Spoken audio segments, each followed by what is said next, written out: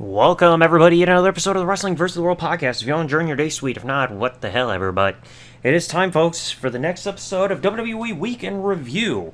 So we're going to be covering from January 17, 1993 up until January 23rd. This will not include All-American Wrestling because, unfortunately, I don't have access to the episode that airs around this time.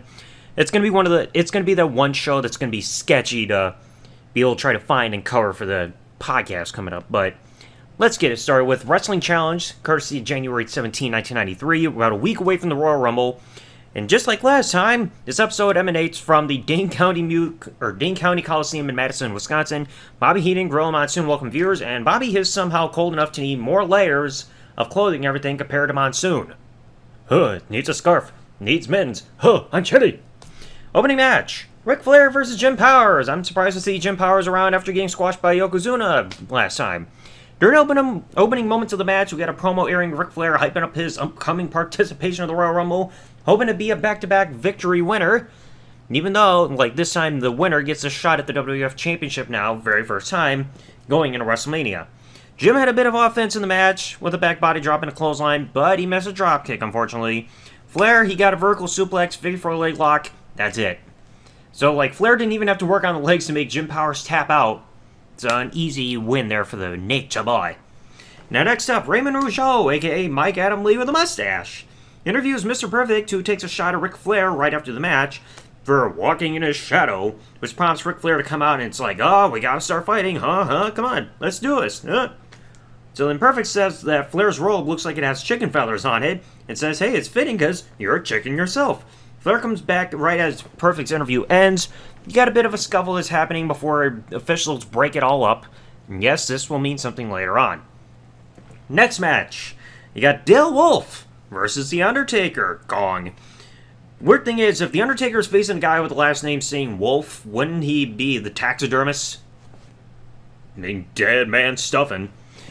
And Dale pretty much got no offense. Took a corner choke, old school chokeslam tombstone, boom, that's it. And then post-match, Wolf gets put in the body bag, and now he's going to get stuffed later on and probably mounted on somebody's wall.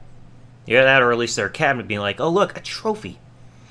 Next up, we got another match already. Bam Bam Bigelow versus George Anderson, who I refer to on social media as G.I. Generic.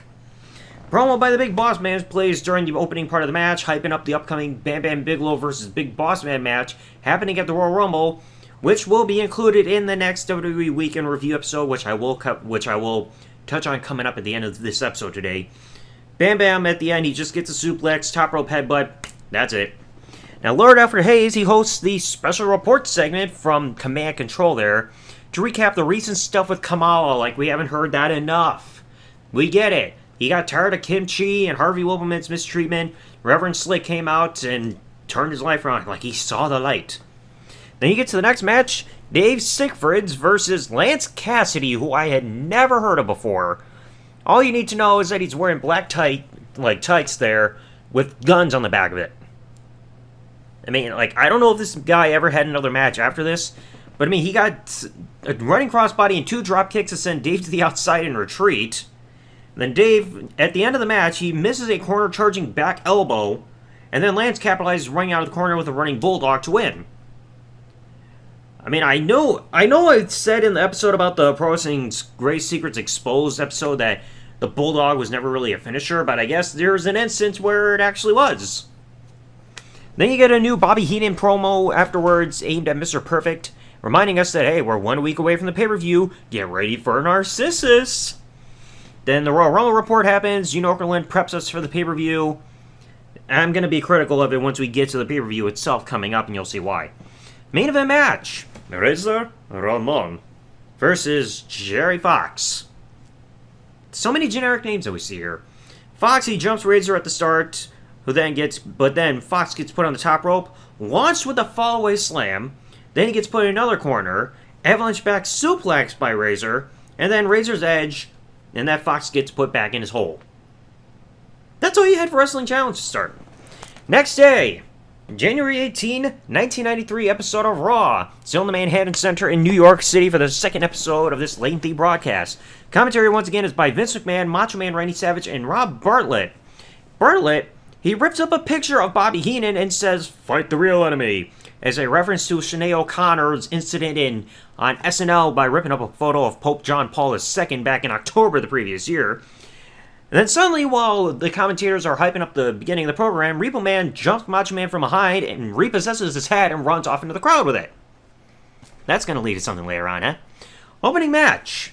We got terrific Terry Taylor, no longer the Red Rooster, versus Mr. Perfect in a long-awaited SummerSlam 1989 rematch. Lovely. So Bobby Heenan, he's calling on the phone during the match and plugs All-American Wrestling for that week, which also he's also upset at Bartlett for ripping up the photo of him. Like, come on, Heenan, you probably got plenty of those, like, printed off elsewhere anyway. Perfect escapes a headlock and gets dropped with a spinning spine buster by Taylor for a near fall. I did like how that looked. And Taylor even got a gun rush powerbomb on Perfect for a near fall as well. Perfect, he's making a comeback, gets an inverted atomic drop and that rolling neck snap, and then Ric Flair comes around to make a distraction. Because again, there's going to be stuff for this. And then Taylor, he gets a high knee to send Mr. Perfect to the outside. Then once Flair attacks Perfect on the outside, he throws Perfect back in the ring. And then Taylor, it looked like he was going for like a suplex or something, but Perfect stops it and just gets the Perfect Plex, and suddenly gets the win. So I guess that offense was for nothing there. And then afterwards, he's trying to chase Flair back through the curtain. Next up, after the commercial break, Vince McMahon is interviewing WWF Champion Bret the Hitman Hart, who essentially repeats his pre-tape promo that we saw last time, before it was either Superstars or Wrestling Challenge or whatever it was, about saying that, hey, I found Razor Ramon underneath a barrel. Copy-paste. Then Paul Bearer and Undertaker do a promo about the Headlock on Hunger Somalia relief campaign, with Undertaker simply saying, "No one should starve to death." So he supports living now. Because all the time he's telling people, rest in peace. And all of a sudden he actually cares about the lives of others. Oh. So weird. Next match. A bit of a shocker here. Marty Jannetty versus Glenn Ruth. You'll see why in just a moment. Handshake by Glenn to start, followed by an attack, so Glenn is playing the heel here after Marty turns his back. Shawnee's calling during this match and takes credit for the success of the Rockers, trying to hype up the Royal Rumble match coming up or pay-per-view match he's having with Jannetty. Shawn is not on the show. Then all out of nowhere, just Marty gets slides between the legs of Glenn, and then gets a rocker dropper to get the win, which got a surprisingly quiet response from the crowd. Usually finishers get the response. Now, why was this shocking? Well, because a fun fact, Glenn Ruth would eventually become the future Thrasher of the Headbangers during the Attitude Era. So we'll see him again within 4 or 5 years. Then we get a replay of the recent episode of Superstars where Doink was attacking Crush to send him to a quote-unquote local medical facility, because you can't say hospital in wrestling. And as well as there's being doubts of, Crush might not make it to the Royal Rumble. We're going to get that shoved down our throats later on. Then Sean Mooney gets shown being outside the building and catches up with Repo Man, who's still got Macho Man's hat. Savage, you see this whole picture-in-picture split-screen thing, or just a picture-in-picture thing. You see under Repo Man, "Hey, you get back in this building and we'll fight for my hat." But Repo Man's like, "Nah, come on out here." Savage is like, "I'm gonna give you a Monday Night Raw hangover." So that's gonna lead to something next week. Royal Rumble report comes along again. Skip that. Back outside, Macho Man is running around looking for Repo Man, has no success, and is almost getting hit by cars. "Where the hell is the repo guy with my hat?" I guess that hat has a lot of sentimental value to him. Then you already get to the main event match of Raw. El Matador Tito Santana versus Ric Flair. Name recognition there seems promising. Now, a lot of the time, that you see prior to the commercial break, sees Tito having Flair in headlocks. Randy Orton is orgasming, probably watching this match back. Okay. So Flair, after the break, he does his stick of going up top and getting thrown off, as well as the corner flip to land on the outside. Running for him hits Flair. Then the second time he tries it, Flair, just ducks, almost like where people try to duck that flying shoulder block that Cena does when they see it coming, be like, woo! Tito goes to the outside, flying over the top rope there. And then out comes Mr. Perfect. Brawl ensues between Flair and Perfect, which somehow just causes the match to be thrown out as a no contest. In reality, it should just be a disqualification, because it's pretty clear what happened. Interference. Disqualification. That's simple. You can declare a winner there. Well then, it's not the end of the show just yet, because after the commercial, The brawling keeps happening back to ringside for Flair and Perfect before Flair gets interviewed by Vince, and Flair challenges Mr. Perfect next week on Raw to a loser leaves WWF match. And I know the next episode of Raw gets pre-taped before the Royal Rumble, but we're going to talk about that as it airs next time. And then Mr. Perfect comes down with a torn singlet to Vince and happily accepts Ric Flair's challenge. So somehow they can avoid each other and do interviews, which doesn't make sense. It's like you would want them to keep brawling and everything, but instead they walk by each other and be like, yeah, we gotta be civil for a moment, cut these interviews. You could just do one backstage, like for Perfect, instead of having them come near each other again. And then next week we'll also see Repo Man versus the Macho Man. Man versus man. And the final part of the show shows Repo Man riding the back of a tow truck with Savage's hat, and he's repossessed Rob Bartlett's car. Ha ha ha, I've got wheels. Repo Man. Now, 5 days later, January 23rd, 1993 episode of WWF Mania. Show opens with a replay of Crush being loaded into the ambulance from last week, and Todd confirms that Crush will not be in the Royal Rumble match the next day. Aww. We also get a replay of his match from last week when he had a match on Superstars, so no new grounds to cover there. And this whole thing about Crush getting attacked by friggin' Doink and his match and everything, this covers the first 11 minutes of the broadcast. We get it, he's not going to be there. Then Todd also confirms that Crush has a severe concussion as a result of Doink. Oh, my head hurts, bruh. Then you get the Royal Rumble reports coming from Gene Okerlund, who also gives Todd props for actually showing up to the show on time this week, unlike last week. Like, hey, congratulations, kid. So then Todd, he's talking to Gene and says that he can't make it to the Royal Rumble because he didn't get his ticket in time. Like, shouldn't you get a backstage pass? You're an employee. And then he's reminding him, hey, you better get on the phone and call to get it on pay-per-view. And Todd's like, all right, all this, just got to get through the cable company. Then you get a WWF Mania exclusive match on the set of Raw. Virgil versus Iron Mike Sharp. Keep in mind here, Virgil's the babyface, Iron Mike Sharp is the heel. We get a note here that Virgil's got a bucket for the American Red Cross for the whole Somalia Relief Fund thing to gather donations. Please tell me that was a legit thing he was doing instead of keeping money for himself. Like, because we know he was constantly hitting up money and everything like that with these conventions and shit later on. Now, despite Virgil being the babyface, the crowd chants Virgil sucks during the match, and some chants show approval for Mike Sharp. What did Virgil do to make you guys hate him? It's like it was a completely different story 2 years prior. So then Virgil, he wins the match after what looks like an attempted flow-over side Russian leg sweep. Felt weird and random. Then after this, Todd reminds us about the two matches set for Raw. Once again, Macho Man versus Repo Man, and Mr. Perfect versus Ric Flair. Loser leaves the WWF. He also teased during this broadcast saying like, hey, one of these two could win the Royal Rumble, but then lose the match the next night, and like be out of the WWF despite being #1 contender for the title. Well, yeah. We also get a replay of Tatanka winning his match last week in the main event of Superstars. Why was this guy getting on a undefeated streak during this time? His matches sucked and he couldn't cut a promo. Buffalo. Fuck that. Well, then Heenan cuts another new promo to hype up debut of Narcissus, because that's happening on the next night at the Royal Rumble. So yay, at least they're giving us new material here. Then Todd claims to have Narcissus under a sheet to unveil there in the studio to show just some random guy who just gets the sheet thrown back on him. Worst reveal since the gobbledygooker, hands down. And then Todd shows us highlights from Raw involving Ric Flair and Perfect, because, we gotta hype up this match. Remember, we're 2 days away from Raw. And then we also get reminded of Razor's match the week prior against the guy who should never see the light of day again. If you did not see the last episode of WWE Week in Review, you should, because I don't want to mention the guy's name of who he faced. The guy can rot in jail.